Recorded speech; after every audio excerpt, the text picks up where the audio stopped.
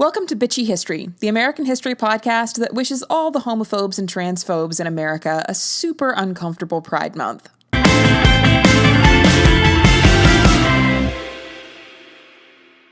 Okay, so like episode 9, I am starting with the show updates because if I wait until the end of the episode, some of you will miss them because I know you aren't all staying till the bitter end of the show. The first news is that Bitchy History will be transitioning to 1 episode a week at the beginning of July.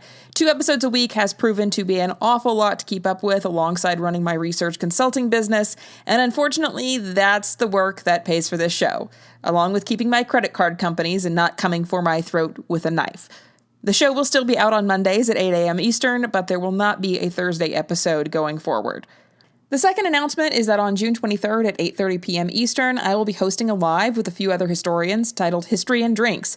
We'll be getting a little bit tipsy, talking about history, probably spending some time shit-talking our least favorite historical figures. At least that's my plan.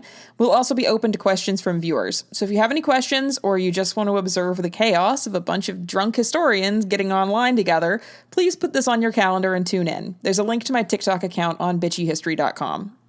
All right, now on to episode 10. Today we're taking a step away from the slow pace of going through American History 101 a step at a time for a special Pride episode on the history of queerness in America. Because as much as theocratic fascists like Matt Walsh want to make it seem like the existence of queer people in America is a carefully curated conspiracy caused by the brainwashing powers of Disney, liberal teachers, and, I don't know, Lady Gaga.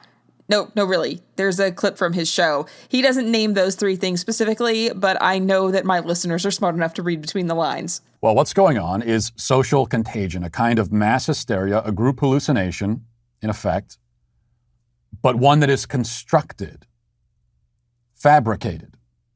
Okay? This is all intentional. It is social engineering on a scale and at a level previously unknown to mankind. We've seen brainwashing before, but never like this. And never has it started so young. Unfortunately for Matt's conspiracy theory, queer people have always existed. From Alexander the Great to Abu Nuwas, Leonardo da Vinci to James I, the history of queer people stretches through time and around the world. And the names we know are just the ones remarkable enough to be remembered by history, which we know are only a small percentage of any population. Queer people have been there the whole time, and that includes America. Of course, one of the most telling parts of the history of queerness in America can be read in the court records. In fact, throughout history, we can understand a lot of the prevalence of homosexual behavior because of the laws criminalizing it. Though understandably, having a law against something doesn't always mean it exists. Salem witch trials. I had a little cough there. But it does seem unlikely that society would spend so much time on laws criminalizing homosexual behavior if it hardly ever occurred. And prosecution for sexual perversions was not uncommon during the 17th and 18th century in America at all. For instance, in 1636, Reverend John Cotton proposed that sexual relations between women should be included in the definition of sodomy for the first time ever. He proposed this wording specifically: unnatural filthiness to be punished with death, whether sodomy, which is carnal fellowship of man with man or woman with woman, or buggery, which is carnal fellowship of man or woman with beasts or fowls. His version wasn't put into practice until 1656 in the New Haven colony, and even then they took out the explicit reference to lesbianism and replaced it with women changing their natural use to that which is against nature. Much more vague. Probably to keep women from getting any ideas like, oh, that was an option this whole time? Hey, Jenny, guess what we could have been doing this whole time?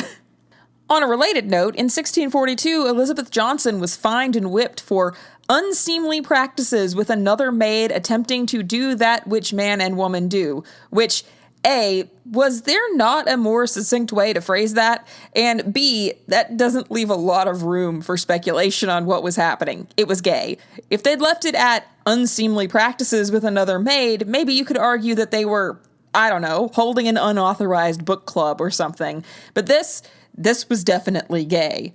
Similarly, in 1649, Sarah Norman and Mary Hammond of Plymouth Colony are taken to court for lewd behavior, each with the other upon a bed. Again, doesn't leave much room for debate on what kind of activity was occurring here. Due to her younger age, Mary was only admonished by the court, while Sarah stood trial and was convicted in 1650. She was also required to acknowledge her unchaste behavior publicly. Sarah was also charged with diverse lascivious speeches by her also spoke, which, was dirty talk illegal in Puritan society, or am I misreading the meaning behind that phrase? Interestingly enough, that case was a bit larger than just Mary and Sarah. Another individual was accused as well, a man by the name of Teague Jones. All three were accused by a single man named Richard Barry. Barry eventually retracted his accusation from Jones, and 3 years later, both Barry and Jones were prosecuted for homosexuality and ordered to, quote, part their uncivil living together. So there was some drama going on in the queer community of Plymouth Colony in the mid-17th century. I don't know what that drama was, but I would pay to find out. In 1677, the sodomy trial of Nicholas Ascension of Windsor, Connecticut, revealed that the man in question had actually been quite open about his desire for men throughout the last 30 years of his life. It was the act of homosexual sex rather than the desire or identity which was punished in this case. And in 1756, a Baptist minister named Stephen Gorton got suspended from his position for unchaste behavior with fellow men when in bed with them. Again, very, very specific on the accusation there. In an interesting turn of events, Gorton confesses, and then his congregation votes to reinstate him? A far cry from the Baptist church I grew up in. The youth pastor told us regularly that gay people would burn in hell for eternity. So clearly gay people did exist, and while some went to jail or were executed during this period, undoubtedly far more were able to live their lives in relative privacy and peace, though hardly out and proud in the modern sense. Records exist from letters and diaries, both written by queer individuals and heterosexuals who had interactions with the queer community over these 2 centuries. The number of examples of this spikes in the 19th century, while the records of arrest and punishment seem to dwindle, but not the records of their lives. So for the moment, let's move away from the court transcripts and talk about the people who actually got away with being openly gay, at least to some degree. Let's start all the way back in 1607 with the founding of Jamestown. Jamestown, the first permanent English settlement in the American colonies, was named after King James I, described by historian Michael B. Young as the most prominent homosexual figure in the early modern period. He is thought to have had more than one male lover, most notably George Villiers, who he eventually made the Earl and later the Duke of Buckingham. In fact, he is said to have been quite openly affectionate with Villiers in front of many courtiers, even though James was publicly quite loud in his hatred of homosexuality. Reminder, the King James version of the Bible, where suddenly Sodom becomes a story about gay sex, that's this King James. It's kind of weird how that stereotype about the loudest homophobes actually being the gayest people in existence always seems to be true somehow. One of the popular pithy statements at the time that compared James to his Tudor predecessor, Elizabeth I, declared, "Elizabeth was king, now James is queen." One contemporary poet put it a little more bluntly, "It is well known that the King of England fucked the Duke of Buckingham." So in effect, the earliest founding of our country is just flamingly homosexual. In another case, in 1698, a French explorer among the Illinois Indian tribes remarked on the number of men living as women among the tribes and the prevalence of homosexual activity.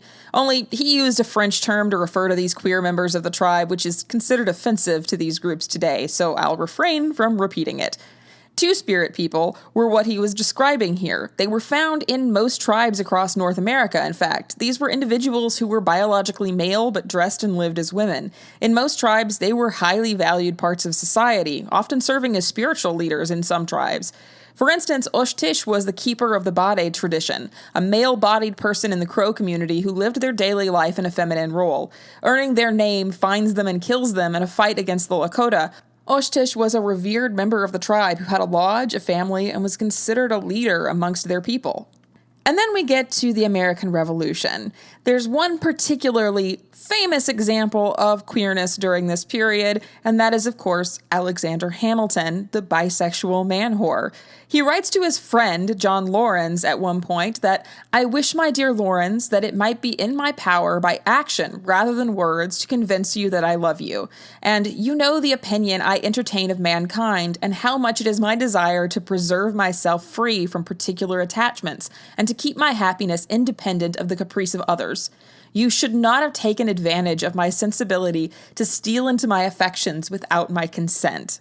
If that wasn't romance, I don't know what romance is.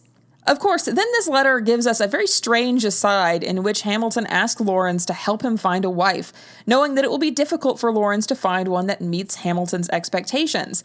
Hamilton ends up telling him, to excite their emulation, it will be necessary for you to give an account of the lover, his size, make, quality of mind and body, achievements, expectations, fortune, etc.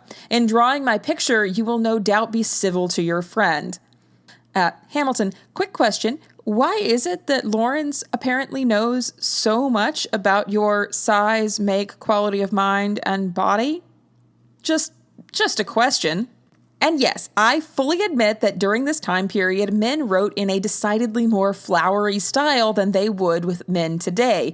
But there's not a heck of a lot of ways to explain that particular exchange that isn't just a little bit gay. Just, Phrasing!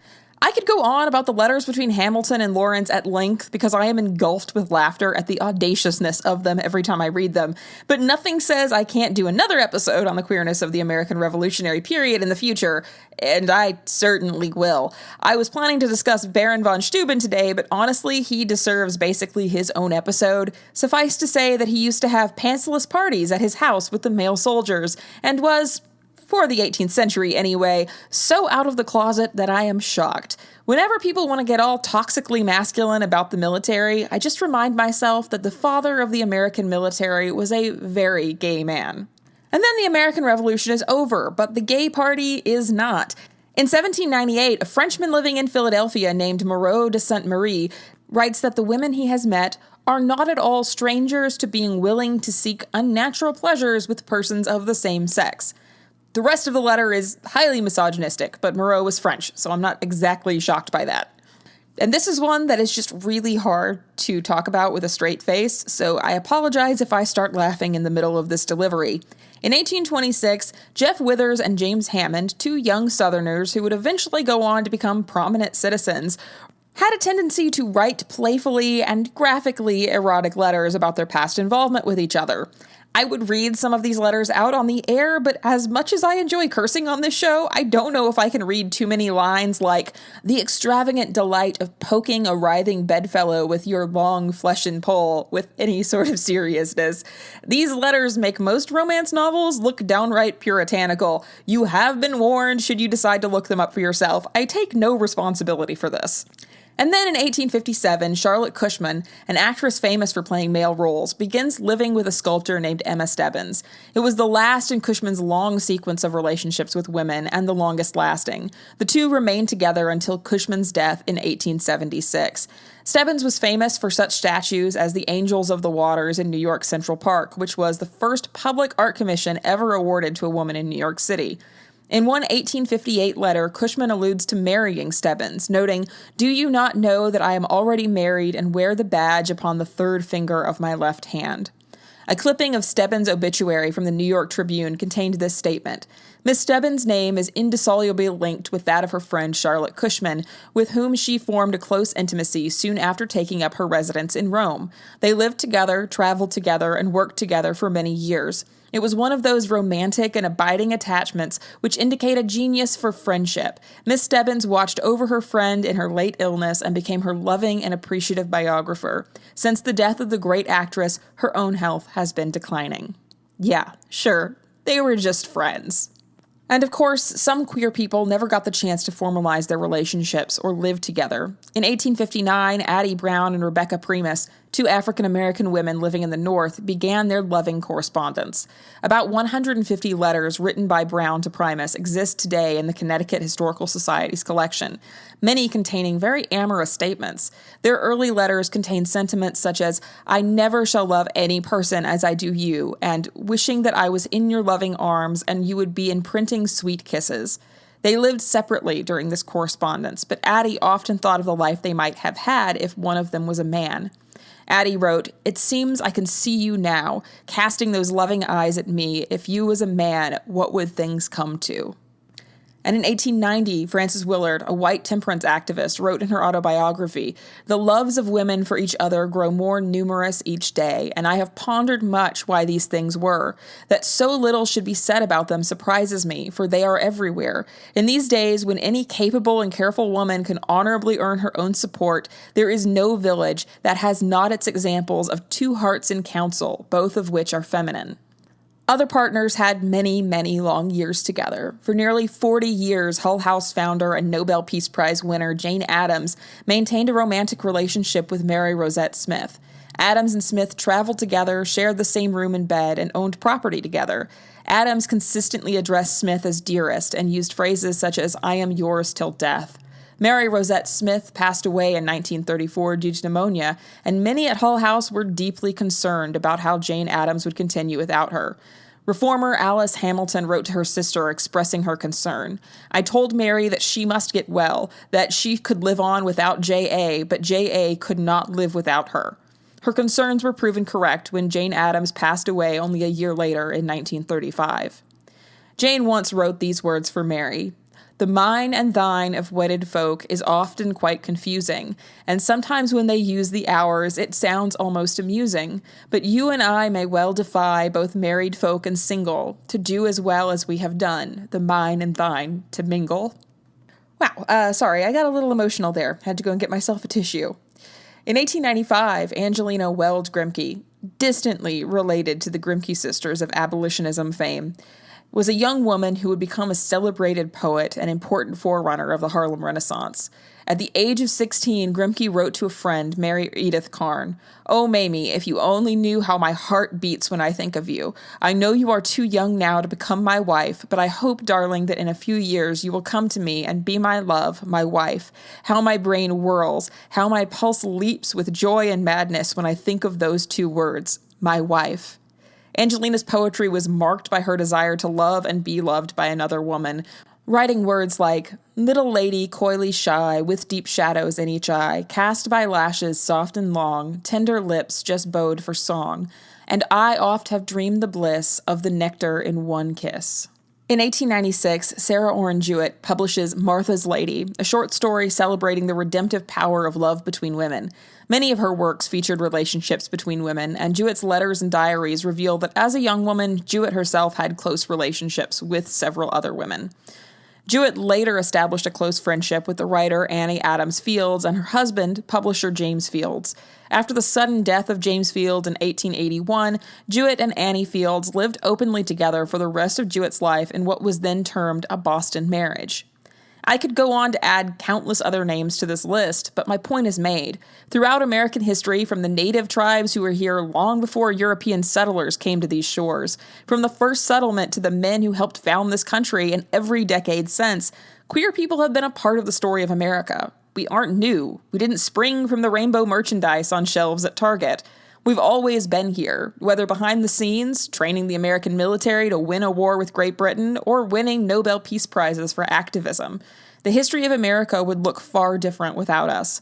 Those who ask why there are so many more of us now than there were in past generations are missing the point.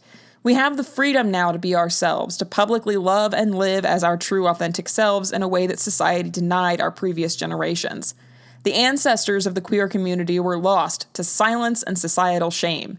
The elders of our community were lost to AIDS and gay bashing.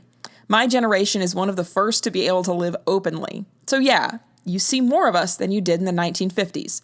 Get used to it. And as a special message for men like Matt Walsh and other conservative commentators like him, there's no brainwashing going on. I know it would make you feel better about the thoughts in your own mind if you could blame it on Disney and rainbow capitalism and drag queen story hours, but those thoughts are your own. I recommend therapy rather than spewing all that self-hatred out into the world. On another note, though vaguely related, I got into a scuffle with your average white straight male on TikTok last week who was absolutely sure that I was only a feminist because I'm too butch for men to find attractive. First of all, I am by no means butch, and secondly, as I told him, I'm a lesbian, dingus, which kinda means I don't care what men think of me anyway, and it definitely has no impact on my feminism. But please, go tell Gloria Steinem that only butch women can be feminists. You'll get a laugh, I guarantee it. But to get to the point, I told this story to a few friends, and one of them decided that "I'm a lesbian, dingus" was the most hilarious response I had ever made online, and has made me a graphic that I can use. I'm considering making some merch for the show using it. Would anyone but me wear that? I know this was a slightly shorter episode than normal, but there's a compelling reason for that. Thursday's episode is an hour long. On Thursday, I'm having Amanda Timpson from the TikTok channel Yesterqueers on the show to talk about the history of drag in America. So you're not just going to be listening to me talk for a whole hour. It's going to be a fascinating episode, and I know that because it's already been recorded. Thanks for tuning in to hear me bitch about history, and I will see you back here on Thursday.